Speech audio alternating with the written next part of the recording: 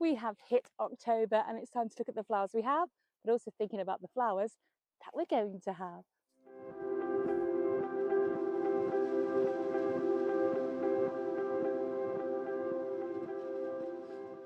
When it comes to October, this year seems to be a real changeover month in terms of both our fruits, our vegetables, and our flowers.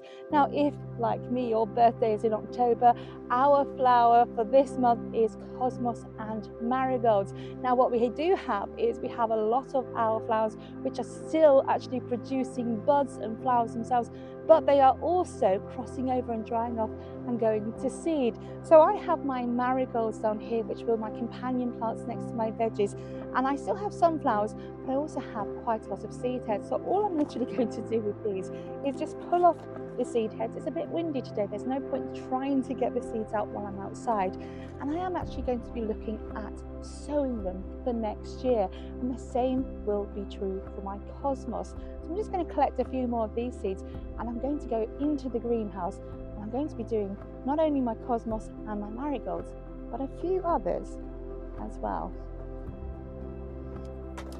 When it comes to sowing and growing flowers, they can be quite different to our vegetables, which are quite straightforward. You pop them in the soil, you cover them over, you let them germinate, and they grow, and then you pot them on. However, with my flowers, I'm actually going to go in these quite large seed trays which have holes in the bottom for drainage, and I'm just going to sit them into a water tank so that they can get the water in from underneath.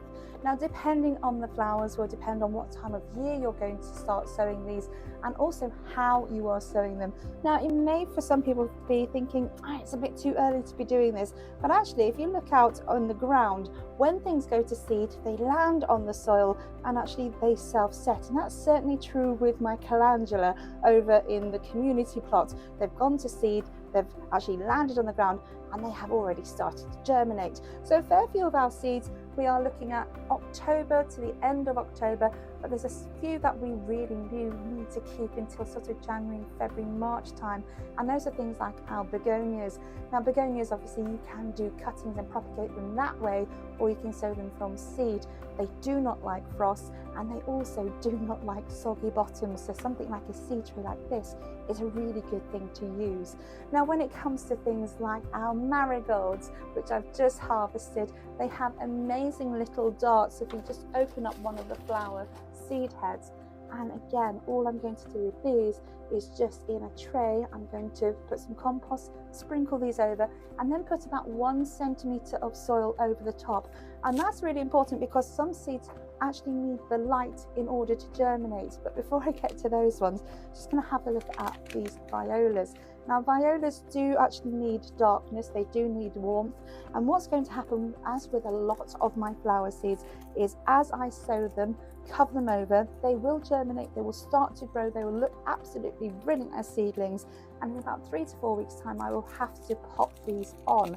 Now, once I've potted them on, they will grow a little bit more, but then they will go dormant, and that's absolutely fine, because if they are in dormancy, they're going to sit. I'm going to have to watch for frost, and then come sort of March, April time, they are going to be ready to actually either pot on or actually plant out. So I'm just going to sprinkle these lovely little, and they're tiny viola seeds, because I do want a lot of these for next year.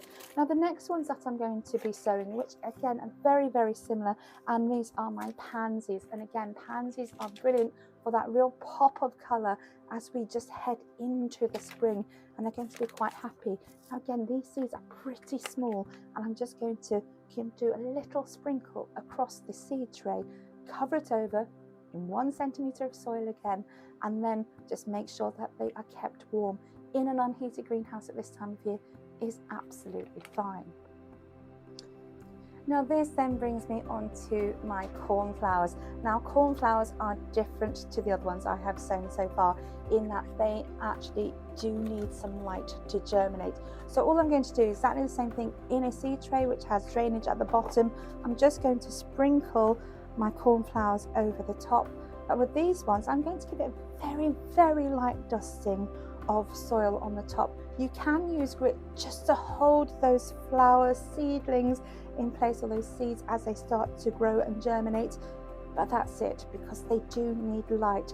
And again, this time of year, we still have enough light during our daytime hours to really get these little babies going. But if we go and save them for January, February time, it's going to take a lot longer. So again, just going to label those up, and they are going to be ready to grow. So having a look at your flowers. What can you be sowing at this time of year? What should we be holding off just a little bit longer? I'm thinking about spring and summer next year, and looking forward to beautiful, beautiful cut flowers and flowers for our pollinators.